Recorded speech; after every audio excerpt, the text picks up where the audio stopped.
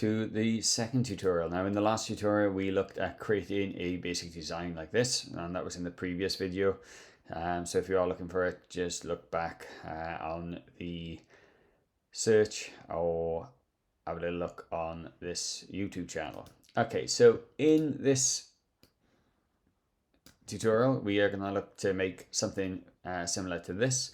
We'll have some text on one side and an image on the other, and we'll continue that all the way down. So this is a lovely easy design, and from the outset we are going to be using grids. So what we need to do is click on the first div, which is here in the DOM, document object manager. So if this is condensed like this, expand it, and then just click on the correct container. Right, now what we're going to do is on the insert we're going to change to Bootstrap, and what we're going to do then is click here, grid row with column. Now when we do this we want it nested, and we are going to go with 2 again. Now we used grids in the previous video, but if you've missed them I'm going to just run through them very quickly again. When you add in a grid, you can see content goes here, content goes here, to all those text boxes are used, and what we can start to do is make this then a little bit smaller. Now if I drag this over like that to make it then a smaller container, you know that I can then move it over here. Now if I use this drag handle, what it does is it puts a space separator. This grey thatched area means that nothing will appear here, and this container will end there. You'll have a space, and then this new one will end here. If I just move this other container all the way over, and you can see it moves in sections, then what we'll have is an image over here or text over here, whatever you want to do, and then you'll have another container here. So it really does depend. If you want to have a little bit of space, click in this end column, just move this one over a little bit, and then you'll have a little bit of space then between that and the image. The way I'm going to design this, I am going to have a little bit of space between that and the image, and I'm going to do a few things just to show you how they will look. Now, one thing to note, this layout is going to be the same for sort of all of these, but what I am going to do is vary this ever so slightly. So I'm going to show you one with the space, one without, and then we're going to do one with a slightly bigger secondary container. Okay, so this is the first one, and what we're going to do is just copy some text here. So I'm going to use my Lorem Ipsum generator, which is on my other page. So if I click on here and click on here, when I say other page I mean the other monitor, and we're just going to put something in like that. So as before, when you paste any text in, it puts the paragraph in, tags in here. These attributes are there where we can add things or add classes or IDs to them or properties, but this is fine. I actually really like this font. It's really readable. So next we're going to add an image in. So I'm going to click in this part of the container. I'm going to switch from Bootstrap back to HTML, and we're going to click on image, and we're going to nest it because I want to go inside. Now I'm going to just use an image. I can't remember. I think it's this image here I've used in the past. There you are. So that's been placed in, and you can see it's gone way off the scale. Now I could, if I wanted to, constrain the image size down the bottom here. I'm not going to at the moment. I'm going to click on the 3 dashes here and then click on make responsive, and you can see now that's made that nice and tidy. Now the next thing we're going to do is we're almost going to do this all again. Now I'm going to click in this container here, and we're going to go back at the top here, insert, and then I'm going to change back to Bootstrap. We're going to do a grid with a grid row with column. We're going to nest it, and we're going to do 2 again. Now if I nest, I click OK, you can see now that's done exactly the same as it's gone here. Just get rid of that just by double clicking on it and then highlighting all the text. And this time I'm going to make it a little bit smaller, and I'm going to click on this container and just move it all the way over. Now what this will do is it'll make sure the text goes all the way to the end, and the image will also then be constrained to the same proportion in here. So I'm going to just copy some text on my other monitor.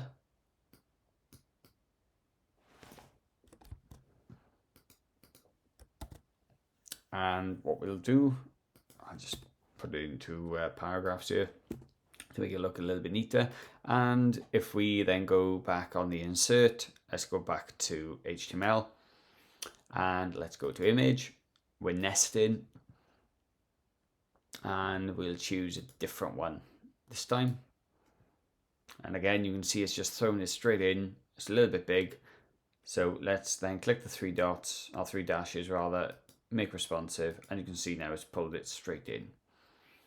Now you can see with this type of image, it's obviously a little bit different, but the container is also a little bit bigger over here. Okay, now just as a quick tip for you, if you wanted to copy this entire container, so you can see there's a container here, there's a container here, but you've also got an outer container. So if you look over here with this DOM, right, it's easier to see it over here. If I click on this container here, look, let me collapse that.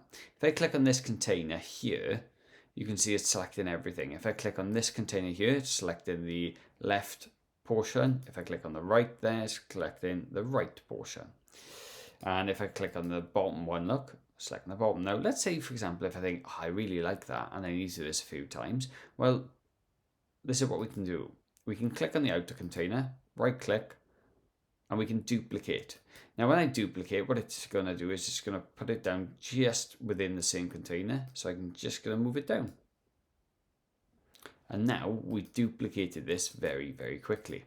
And the reason for me to, reason why I've duplicated it is on this one, I'm going to move this in a little bit. And what we're going to do is we are going to make this then a little bit bigger.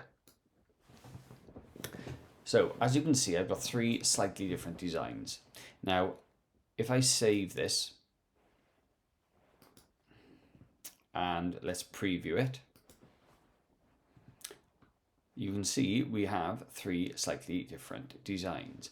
Now, you'll notice this top one here has that space between the text and the image. This one here, the text box goes right up to the edge of the image, and this one here is brought in a little bit and the text still goes up to the image, but the image is much bigger. Now, a top tip, when you are doing and creating layout, try to be consistent. Right? There's nothing worse than not having consistency. Now, if you look at this in terms of like a design and so forth, it's not too bad. You can tell there's a little bit of white space here, but that's easily solved. So if we go back over here for a second, and let's click this, drag it in, click over here, drag it out. That's quite an easy way to solve that little issue. And now it looks a little bit better. Now, sometimes you will need a larger image, right? Maybe you're trying to highlight something, or maybe you are trying to make the audience look at something in particular. But obviously, as you can see here, it's the same text. I'm just showing you for a reason. Now, that essentially is how you would create the design, but my advice to you would be to be consistent. So what I'm going to do, I'm just going to reset this design very quickly. So I'm going to click on the end tool here, make this smaller, and then click on this container and just drag it out so it is the same. Now, you will notice if I keep on dragging it and going over, what it does is it throws this container to the bottom. Now, just have a look at what it does when we preview it. So we've got the standard two containers at the top here, and then we've got this other one, and the container, look, has constrained the size of that image. Now, if we wanted to, we could make this container a little larger. So we could make that full size. Okay. Now, what's the advantage of doing that? Well, the advantage you've really got is it might save you a little bit of time, and you can basically see how things are going to look. But again, it is down to personal preference. What I would typically do is keep the container size relatively consistent, and that way you'll end up then with a good looking design on a good looking website. If you are going to try to change the design, use different layouts and on that page, it might look a little bit messy. Now, earlier I copied this entire container and pasted it by right clicking and copying, or duplicate rather. So what happens if you wanted to change this image? Well, if you click on the image itself, there's two ways you can do it. You can either click on the drop down here and then click on browse for file.